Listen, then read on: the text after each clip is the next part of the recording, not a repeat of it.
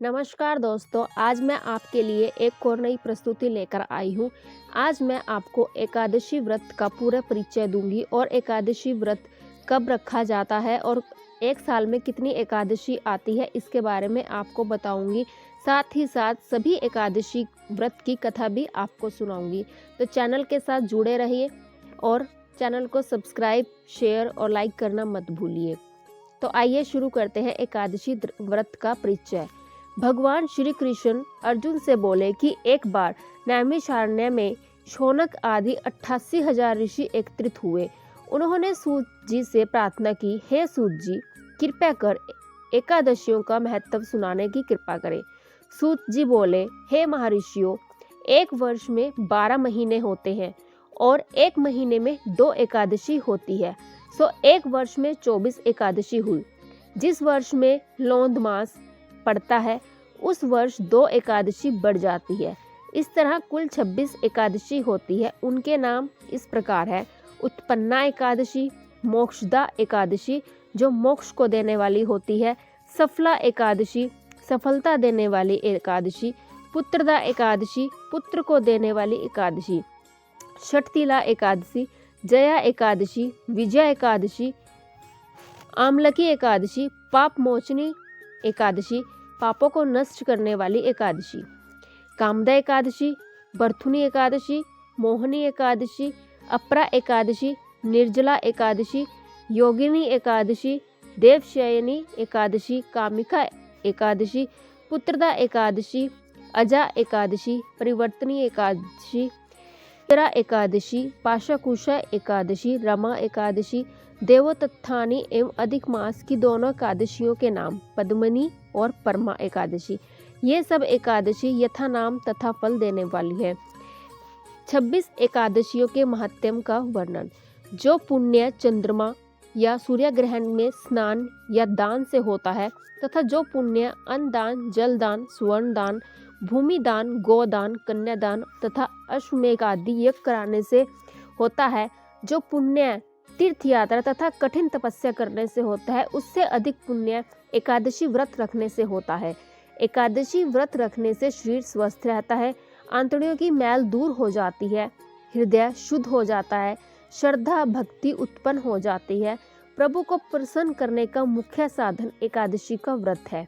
एकादशी व्रत करने वाले के पितृ योनि को त्याग कर स्वर्ग में चले जाते हैं। एकादशी व्रत करने वाले के 10 पुरखे पितृ पक्ष के और 10 पुरखे मातृ पक्ष के और 10 पुरखे पत्नी पक्ष के बैकुंठ को जाते हैं। दूध, पुत्र, धन और कीर्ति को बढ़ाने वाला एकादशी का व्रत है। एकादशी का जन्म भगवान के शरीर से हुआ है। यह प्रभु के समान पतित पावनी है, अतः आपको लाखों प्रणाम है। एकादशी व्रत की विधि। व्रतधारी को दशमी के दिन मांस और प्याज तथा मसूर की दाल इत्यादि निषेध वस्तुओं का त्याग करना चाहिए। रात्रि को ब्रह्मचार्य रखें। रात्रि में रमण नहीं करना चाहिए। प्रातः एकादशी को लकड़ी का दातुन न करें। नींबू, जामुन या आम के पत्ते लेकर चबा लें और उंगली से कंठ शुद्ध कर लें। वृक्ष से पत्ता तोड़ना भी वर्जित है, अतः स्वयं गिरा हुआ पत्ता लेकर सेवन करें। फिर स्नान कर मंदिर में जाना चाहिए, गीता का पाठ करना चाहिए या फिर सुनना चाहिए। प्रभु के सामने यह प्रण करना चाहिए कि आज मैं चोर, पाखंडी और दुराचारी मनुष्य से बात नहीं करूंगा और न किसी के दिल को दुखाऊंगा। गौ ब्राह्मण को फलाहार देकर प्रसन्न करूंगा। रात्रि को जागरण कर कीर्तन करूंगा। ओम नमो भगवते वासुदेवाय द्वारा 12 अक्षर के मंत्र का जाप करूंगा। राम, कृष्ण, नारायण इत्यादि विष्णु सहस्त्र नाम को कंठ का भूषण बनाऊंगा। ऐसी प्रतिज्ञा करके मंदिर में प्रार्थना करें कि मेरी लाज आपके हाथ में है, अतः मेरे प्रण को पूरा करना। यदि अचानक भूलकर किसी निंदक से बात कर बैठे तो उसका पाप दूर करने को सूर्य नारायण के दर्शन तथा धूप दीप से भगवान की पूजा कर क्षमा मांग लेनी चाहिए। एकादशी के दिन झाड़ू नहीं देनी चाहिए क्योंकि इससे चींटी आदि जीव मर जाते हैं। बाल नहीं कटवाने चाहिए, अधिक नहीं बोलना चाहिए, अन्न का दान देना चाहिए, अन्न दान लेना भी वर्जित है। झूठ कपादि को कम न करना चाहिए और दशमी के साथ मिली हुई एकादशी वृद्ध मानी जाती है। शिव उपासक तो इसको मान लेते हैं। वैष्णवों को योग्य द्वादशी से मिली हुई एकादशी का व्रत करना चाहिए और त्रयोदश आने से पूर्व व्रत पूर्ण कर लेना चाहिए। फलाहारी को गोभी, गाजर, शलजम, पालक, कुल्फा या साग इत्यादि नहीं खाना चाहिए और मूली, आम, अंगूर, केला, बादाम, पिस्ता इत्यादि अमृत फलों का सेवन करना चाहिए। प्रत्येक वस्तु प्रभु को भोग लगाकर तथा तुलसी दल छोड़कर खानी चाहिए। द्वादशी के दिन ब्राह्मणों को मिष्ठान और दक्षिण से प्रसन्न कर परिक्रमा ले लेनी चाहिए। किसी संबंधी की मृत्यु हो जाए तो उस दिन एकादशी का व्रत रखकर उसका फल उसे संकल्प कर देना चाहिए और गंगा जी में पुष्प अस्थि प्रवाह करने पर भी एकादशी व्रत रखकर फल प्राणी के निमित्त दे देना चाहिए। प्राणी मात्र को अंतर्यामी का अवतार समझकर किसी से छल कपट न करना, मधुर भाषण करना, कोई अपमान करे तो उसे आशीर्वाद देना, क्रोध नहीं करना। क्रोध चंडाल का अवतार है, आप देवता रूप हो, संतोष कर लेना, संतोष का फल सर्वदा मधुर होता है।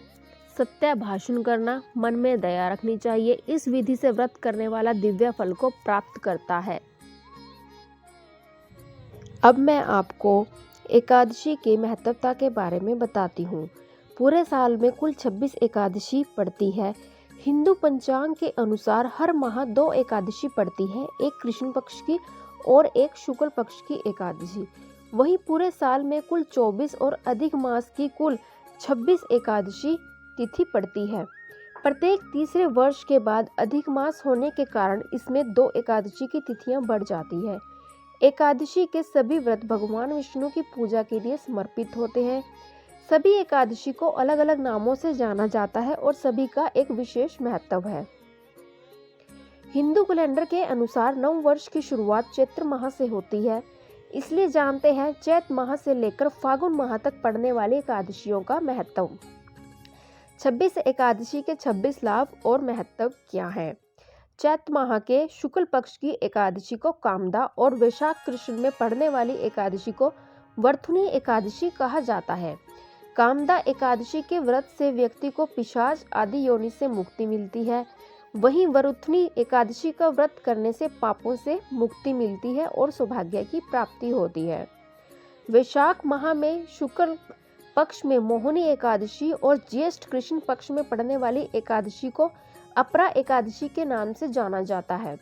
मोहिनी एकादशी में भगवान विष्णु के मोहिनी अवतार की पूजा होती है और अपरा एकादशी के व्रत से व्यक्ति को अपार सुखों की प्राप्ति होती है। ज्येष्ठ माह के शुक्ल पक्ष में निर्जला एकादशी पड़ती है, जो कि सबसे कठिन एकादशी होती है। आषाढ़ कृष्ण पक्ष में योगिनी एकादशी पड़ती है। योगिनी एकादशी के व्रत से व्यक्ति के पापों की मुक्ति होती है। आषाढ़ शुक्ल पक्ष में देवशयनी और सावन कृष्ण पक्ष में कामिका एकादशी पड़ती है। देवशयनी एकादशी के व्रत में उपद्रवों को शांति मिलती है। वहीं सावन कामिका एकादशी व्रत के प्रभाव से व्यक्ति को मरणोपरांत जीव की योनि प्राप्त नहीं होती। सावन माह के शुक्ल पक्ष में पुत्रदा एकादशी पड़ती है। इस व्रत को करने से संतान सुख की प्राप्ति होती है। वहीं भाद्रपद माह के कृष्ण पक्ष में अजा एकादशी का व्रत रखा जाता है। इस व्रत को करने से घर पर सुख शांति का वास होता है, दरिद्रता दूर होती है। भाद्रपद मास के शुक्ल पक्ष में परिवर्तनी एकादशी पड़ती है। इस व्रत के प्रभाव से व्यक्ति के सभी कष्ट और संताप दूर हो जाते हैं। अश्विन माह में कृष्ण पक्ष को इंदिरा एकादशी के नाम से जाना जाता है। इस व्रत को करने से पितरों को स्वर्ग की प्राप्ति होती है। अश्विनी माह के शुक्ल पक्ष को पापाकुंशा एकादशी कहा जाता है। इस एकादशी से व्यक्ति के पाप मुक्त हो जाते हैं। वहीं कार्तिक माह की कृष्ण पक्ष को रमा एकादशी कहा जाता है। इस व्रत के प्रभाव से व्यक्ति को सुख, समृद्धि और ऐश्वर्य की प्राप्ति होती है। कार्तिक माह की शुक्ल पक्ष में प्रबोधनी एकादशी पड़ती है। इससे व्यक्ति का भाग्य जागृत होता है। मार्गशीर्ष माह के कृष्ण पक्ष में उत्पन्ना एकादशी का व्रत रखा जाता है। इस व्रत को करने से 1000 वाजपेय और अश्वमेघ यज्ञ के समान फल प्राप्त होता है।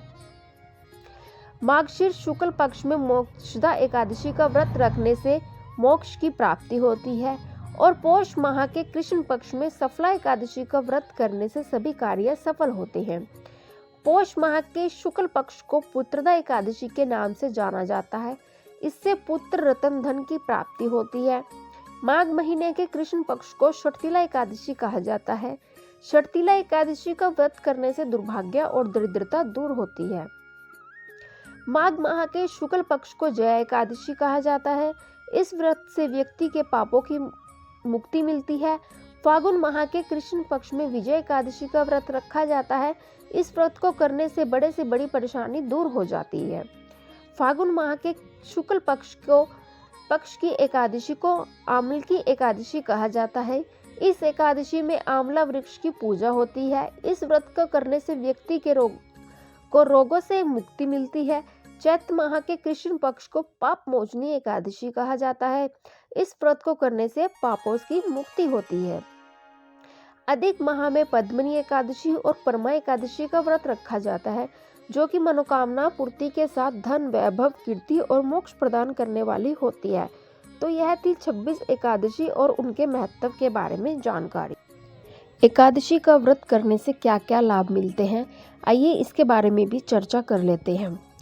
माह में 2 एकादशी होती है, अर्थात आपको माह में बस 2 बार और वर्ष में 365 दिनों में मात्र 24 बार ही नियम पूर्वक एकादशी का व्रत रखना है। हालांकि प्रत्येक तीसरे वर्ष अधिक मास होने से 2 एकादशियां जुड़कर 26 एकादशी हो जाती है। पुराणों के अनुसार जो व्यक्ति एकादशी करता रहता है वह जीवन के कभी भी संकटों में नहीं घिरता और उसके जीवन में धन और समृद्धि बनी रहती है। एकादशी का व्रत करने से व्यक्ति निरोगी रहता है। राक्षस, भूत, पिशाच आदि योनि से छुटकारा मिलता है। पापों का नाश होता है। संकटों से मुक्ति मिलती है। सर्व कार्य सिद्ध होते हैं। सौभाग्य मिलता है। मोक्ष मिलता है। विवाह बाधा समाप्त होती है। धन और समृद्धि आती है। मन को शांति मिलती है। मोह माया और बंधनों से मुक्ति मिलती है। हर प्रकार के मनोरथ पूर्ण होते हैं। खुशियां मिलती हैं। सिद्धि प्राप्त होती है। उपद्रव भी शांत रहते हैं। दरिद्रता दूर रहती है। खोया हुआ सब कुछ फिर से प्राप्त हो जाता है। पितरों को अधोगति से मुक्ति मिलती है। भाग्य जागृत होता है। ऐश्वर्य की प्राप्ति होती है। पुत्र प्राप्ति होती है। शत्रुओं का नाश होता है। सभी रोगों का नाश होता है। कीर्ति और प्रसिद्धि प्राप्त होती है। वाजपेय और अश्वमेध यज्ञ का फल मिलता है और हर कार्य में सफलता मिलती है।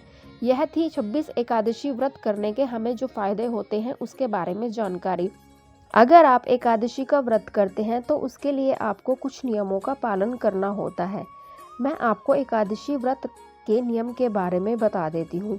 एकादशी व्रत का नियम एक दिन पहले सूर्यास्त के बाद से शुरू हो जाता है। अगर आप एकादशी का व्रत कल रखने वाले हैं तो उससे पहले एक दिन पहले आप सूर्यास्त के बाद आपके एकादशी व्रत के नियम शुरू हो जाते हैं। इस तरह से अगर देखा जाए तो एकादशी व्रत के नियम आज शाम से लागू हो जाएंगे अगर कल आपका एकादशी का व्रत है। व्रत के नियमानुसार शाम को भोजन सूर्यास्त से पहले करना है। भोजन में बिना प्याज और लहसुन का भोजन करना है। इसके बाद व्रत के कुछ नियमों का पालन करना है। अगर आप कल एकादशी का व्रत रखने वाले हैं तो एकादशी से एक दिन पहले आपको बिना लहसुन प्याज के खाना चाहिए और सूर्यास्त से पहले आपको भोजन करना होगा। आज शाम से व्रत नियम शुरू होने के बाद द्वादशी तिथि की सुबह पारण करने तक अन्न ग्रहण नहीं किया जाता। हालांकि भक्त इस व्रत को अपनी श्रद्धा अनुसार निर्जल सिर्फ पानी लेकर, फल लेकर या फलाहार लेकर कर सकते हैं। व्रत नियम लागू होने के बाद ब्रह्मचर्य का पालन करना बहुत जरूरी है। ये नियम भी 3 दिन यानी दशमी की रात से शुरू होकर द्वादशी तक चलता है। यानी कि अगर आप एकादशी का व्रत रखते हैं तो एकादशी से एक दिन पहले एकादशी के दिन और जिस दिन द्वादशी तक आपको यह व्रत करना होगा और इसके नियमों का पालन जो है वो द्वादशी तक चलेगा। रात में आपको जमीन पर बिस्तर लगाकर सोना चाहिए। व्रत वाले दिन घर में चावल, अंडा, मांस आदि नहीं बनना चाहिए, न ही शराब का सेवन करना चाहिए। व्रत के दौरान किसी को भी अपशब्द नहीं कहना चाहिए, ना तो किसी की निंदा करनी चाहिए और ना ही किसी की चुगली करनी चाहिए। किसी असहाय को नहीं सताना चाहिए। प्रभु के नाम का जाप करते हुए मन को शुद्ध करने का प्रयास करना है। एकादशी की रात में जागरण करना है और भगवान का भजन और ध्यान करना है। द्वादशी के दिन किसी ब्राह्मण को भोजन कराना और दक्षिणा आदि देने के बाद खुद भोजन लेकर व्रत का पारण करना है। और व्रत में पूरा दिन आपको ओम नमो भगवते वासुदेवाय का जाप करना है, जो कि आपको एकादशी से एक दिन पहले यह जाप करना शुरू करना है और द्वादशी तक आपको ओम नमो भगवते वासुदेवाय नमः का जाप करते रहना है। तो यह थे एकादशी व्रत के नियम। एकादशी पर क्या खाना चाहिए और क्या नहीं खाना चाहिए, इसके बारे में भी आपको मैं बता देती हूँ। हिंदू धर्म के अनुसार एकादशी व्रत करने की इच्छा रखने वाले मनुष्य को दशमी के दिन से ही कुछ अनिवार्य नियमों का पालन करना चाहिए। कुछ चीज़ों का सेवन निषेध माना गया है। आइए जानते हैं। एकादशी के दिन यथाशक्ति अन्न दान करें, किंतु स्वयं किसी का अन्न दिया हुआ ग्रहण नहीं करना है। जितनी आप में सामर्थ्य हो उतना आप दान करें और किसी का दिया हुआ अन्न आपको ग्रहण नहीं करना है। किसी कारणवश निराहार रहकर व्रत करना संभव न हो तो एक बार भोजन कर लें। इस दिन दूध या जल का सेवन कर सकते हैं। एकादशी व्रत में शकरकंदी, कुट्टू, आलू, साबूदाना, नारियल, काली मिर्च, सेंधा नमक, दूध, बादाम, अदरक, चीनी आदि पदार्थ खाने में शामिल कर सकते हैं। एकादशी का उपवास रखने वालों को दशमी के दिन मांस, लहसुन, प्याज, मसूर की दाल आदि चीज़ों का सेवन करना निषेध माना गया है। एकादशी के दिन प्रातः लकड़ी का दातुन न करें। इस दिन वृक्ष से पत्ता तोड़ना भी वर्जित है। स्वयं गिरा हुआ पत्ता लेकर सेवन कर सकते हैं। नींबू, जामुन या आम के पत्ते लेकर चबा ले। उंगली से कंठ साफ कर ले। अगर संभव न हो तो पानी से बाहर बार कुल्ले कर ले। एकादशी यानी 11 के दिन व्रतधारी व्यक्ति को गाजर, शलगम, गोभी, पालक इन सब चीज़ों का सेवन नहीं करना है। एकादशी पर श्री विष्णु जी की पूजा में मीठा पान चढ़ाया जाता है, लेकिन इस दिन पान खाना वर्जित है। फलों में केला, आम, अंगूर, बादाम, पिस्ता आदि अमृत फलों का सेवन कर सकते हैं। सूखे मेवे जैसे कि बादाम, पिस्ता, काजू आदि का सेवन कर सकते हैं। एकादशी तिथि पर जौ, बैंगन और सेम फली नहीं खानी चाहिए। इस व्रत में सात्विक भोजन करें। मांस, मंदिरा या अन्य कोई भी नशीले पदार्थ का सेवन नहीं करना चाहिए। प्रत्येक वस्तु भगवान को भोग लगाकर और तुलसी दल छोड़कर ग्रहण करनी चाहिए और तुलसी की पूजा विष्णु जी के साथ जरूर करनी चाहिए। तो यह कुछ नियम थे जिसका हमें खास ध्यान रखना है। अब मैं आपको एकादशी कौन थी इसके बारे में जानकारी दूंगी। सतयुग में मुर नामक राक्षस हुआ करता था। एक बार उसके साथ भगवान विष्णु का युद्ध चल रहा था। युद्ध करते करते भगवान विष्णु जी थक गए और बद्री का आश्रम में विश्राम करने लगे। तभी राक्षस मुर वहां आ जाता है और निद्रा में लीन विष्णु पर हमला करने का प्रयास करता है। इसी क्षण विष्णु भगवान के शरीर से एक देवी का जन्म हुआ। यह देवी मुर का वध कर देती है। प्रसन्न होकर भगवान देवी से कहते हैं, तुम्हारा जन्म मार्गशीर्ष मास के कृष्ण पक्ष की एकादशी को हुआ है, इसलिए तुम्हारा नाम एकादशी है। आज से प्रत्येक एकादशी को मेरे साथ तुम्हारी पूजा होगी और तुम भक्त को मुझ तक पहुंचाने का माध्यम बनोगी। जो भक्त एकादशी का व्रत करेगा वह पाप से मुक्त हो जाएगा। इसलिए मार्गशीर्ष मास की कृष्ण पक्ष की एकादशी को एकादशी देवी का अवतार हुआ था। सभी एकादशी में सबसे बड़ा महत्व इसी एकादशी का है। शास्त्रों के अनुसार जो व्यक्ति श्रद्धा भाव से एकादशी का व्रत रखता है वह मोह माया के प्रभाव से मुक्त हो जाता है और पाप उसके समाप्त हो जाते हैं और पुण्य की प्राप्ति करता है और उसे विष्णु लोक की भी प्राप्ति होती है। अब मैं आपको बताती हूँ एकादशी के दिन तुलसी के पत्ते को तोड़ना चाहिए या नहीं तोड़ना चाहिए। बहुत लोगों के मन में ये सवाल होता है कि एकादशी के दिन तुलसी के पत्ते को तोड़े या ना तोड़े। हिंदू धर्म में तुलसी के पौधे का विशेष महत्व है। यह पूजनीय और पवित्र पौधा माना गया है और इसके साथ साथ यह पौधा भगवान विष्णु जी को अति प्रिय है। लगभग घर के आंगन में सभी के घर के आंगन में तुलसी का पौधा लगा होता है। यह पौधा पवित्रता और समृद्धि का प्रतीक होता है। हिंदू धर्म में तुलसी के पौधे को तीर्थ स्थान के समान मानकर इसकी पूजा और परिक्रमा की जाती है। भगवान विष्णु और कृष्ण जी की पूजा तो तुलसी अर्पित किए बिना अधूरी मानी जाती है। तुलसी पत्ते से किए गए व्रत, यज्ञ, जप, होम और हवन से पुण्य फल की प्राप्ति होती है। पुराणों में तुलसी की पत्तियों को तोड़ने के कुछ नियम हैं। यदि आप किसी भी दिन और किसी भी समय तुलसी की पत्तियां तोड़ लेते हैं तो इससे घर में दुर्भाग्य आते हैं। तो आइए जानते हैं तुलसी के पत्ते तोड़ने के क्या नियम हैं। एकादशी का दिन भगवान विष्णु जी की पूजा के लिए समर्पित होता है और भगवान विष्णु जी को तुलसी अत्यंत प्रिय होती है। इसके बिना विष्णु जी की कोई भी पूजा अधूरी मानी जाती है। लेकिन एकादशी के दिन तुलसी का पत्ता नहीं तोड़ा जाता। एकादशी के दिन चढ़ाने के लिए आप एक दिन पहले दशमी तिथि को तुलसी का पत्ता तोड़कर रख लें। गंगा जल के समान तुलसी की पत्तियां भी बासी नहीं होती और ये पवित्र ही रहती हैं। एकादशी के साथ ही रविवार, चंद्र ग्रहण और सूर्य ग्रहण के दिन भी तुलसी के पत्ते नहीं तोड़ने चाहिए। इन दिनों में तोड़े हुए तुलसी के पत्तों से की हुई पूजा का फल प्राप्त नहीं होता है। रविवार के दिन तुलसी के पौधे में जल चढ़ाना और छूना भी वर्जित माना गया है। सूर्यास्त के बाद कभी भी तुलसी के पत्ते नहीं तोड़ने चाहिए। सूर्यास्त के बाद तुलसी के पत्ते तोड़ने से घर में दुर्भाग्य आता है। तुलसी का पौधा बहुत ही ज्यादा पूजनीय होता है, इसलिए इसकी पत्तियां तोड़ते समय विशेष नियमों का पालन करना होता है।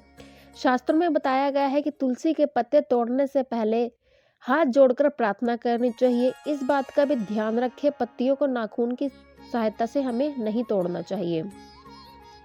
और तुलसी के पत्ते तोड़ते समय हमें कुछ मंत्र हैं उसे बोलना चाहिए, जैसे कि ओम सुप्रभाय नमः, ओम सुभद्राय नमः।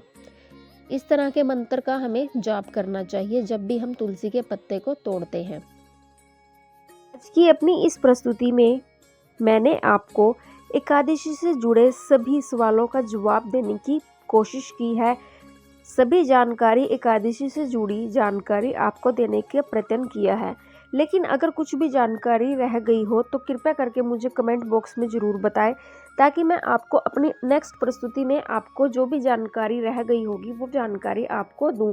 अब मैं आपको यह जानकारी देना चाहूँगी कि एकादशी के दिन चावल खाना निषेध क्यों माना गया है। एकादशी के दिन चावल क्यों नहीं खाए जाते हैं, इसकी क्या वजह है। सनातन धर्म में यूं तो हर व्रत का अपना एक महत्व है, लेकिन एकादशी का एक विशेष स्थान है।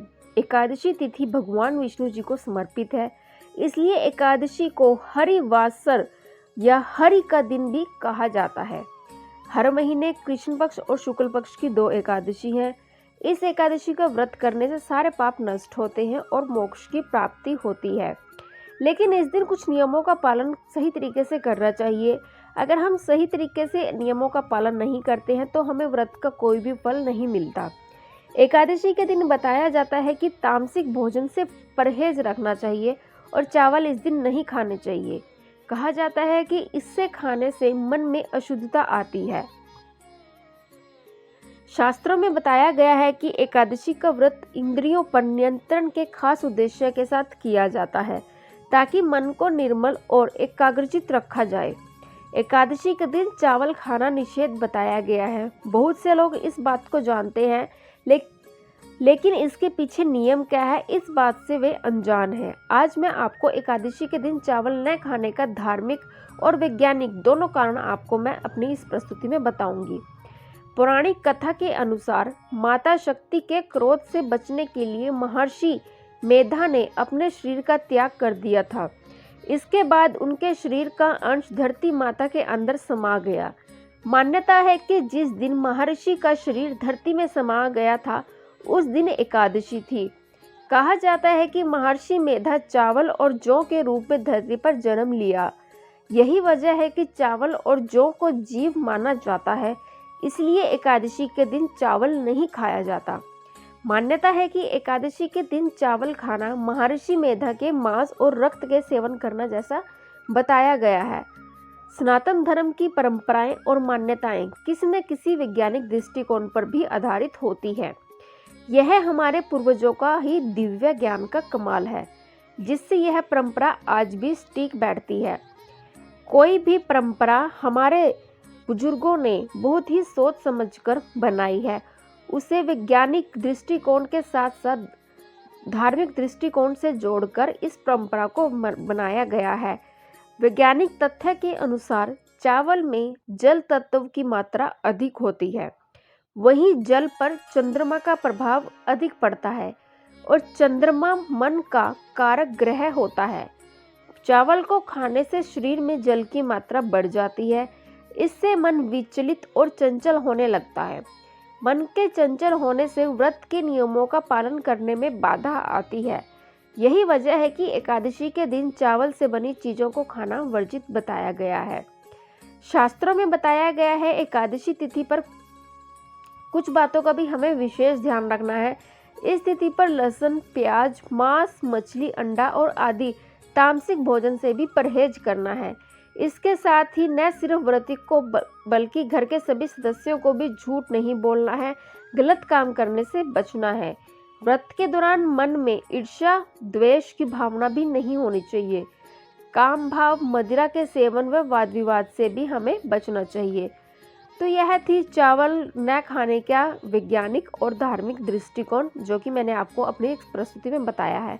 अब मैं आपको अपनी इस प्रस्तुति में बताती हूँ एकादशी का उद्यापन कैसे सरल तरीके से करना चाहिए। सनातन धर्म में एकादशी के व्रत का काफी महत्व है। इस दिन ब्राह्मणों को भोजन करवाने से पुण्य मिलता है। एकादशी माह में 2 बार आती है। इसी तरह एक साल में 24 एकादशी आती है। इसका उद्यापन देवताओं के प्रबोध समय में ही एकादशी के व्रत का उद्यापन करें। विशेषकर मार्गशीर्ष के महीने में माघ माह में या भीम तिथि माघ शुक्ल एकादशी के दिन ही इस व्रत का उद्यापन करना चाहिए। चतुर्मास में उद्यापन नहीं करना चाहिए। जब आपकी 24 एकादशी पूर्ण हो जाती है तब आप इसका उद्यापन कर सकते हैं। उद्यापन की पूजन सामग्री क्या होगी मैं आपको बताती हूँ। श्री विष्णु जी का चित्र और हमें एक मूर्ति लेनी है।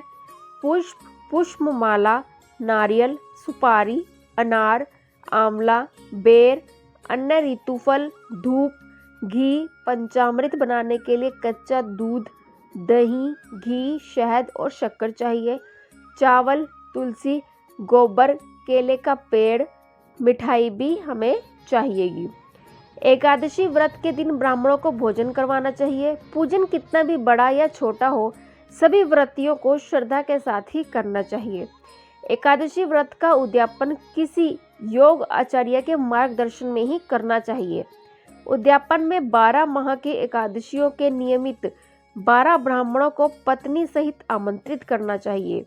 उद्यापन पूजा में तांबे के कलश में चावल भरकर रखना चाहिए। अष्टदल कमल बनाकर भगवान विष्णु और लक्ष्मी जी का षोडोपचार पूजन किया जाता है।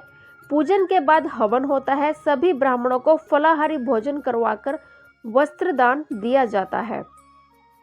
किसी भी व्रत की पूर्णता तभी मानी जाती है जब विधि विधान से उसका उद्यापन किया जाता है। उद्यापन करना इसलिए भी आवश्यक है क्योंकि हम जो व्रत करते हैं उसके साक्षी तमाम देवी देवता, यक्ष, नाग आदि होते हैं। ऐसे में उद्यापन के दौरान की जाने वाली पूजा और हवन से उन सभी देवताओं को अपना भाग प्राप्त होता है। इस दौरान किए जाने वाले दान दक्षिणा से व्रत की पुण्यता होती है और मन इच्छा का फल प्राप्त होता है। तो यह थी एकादशी के बारे में संपूर्ण जानकारी। अगर कोई भी जानकारी देनी छूट गई हो तो कमेंट बॉक्स में हमें ज़रूर बताएं। अब मैं आपको आखिरी और लास्ट जानकारी जो है एकादशी की आरती आपको सुनाती हूँ। एकादशी के दिन कौन सी आरती की जानी चाहिए एकादशी का व्रत करके और कथा सुनने के बाद। तो आइए अब एकादशी शुरू करते हैं। अगर आपको हमारी यह प्रस्तुति अच्छी लगी हो चैनल को लाइक, शेयर और सब्सक्राइब जरूर करें। अपने फ्रेंड्स के साथ, अपने मित्रों के साथ इस वीडियो को ज़्यादा से ज़्यादा शेयर करें और चैनल को लाइक जरूर करें। घंटी वाला बटन दबाएं ताकि वीडियो का हर एक अपडेट आपको समय के अनुसार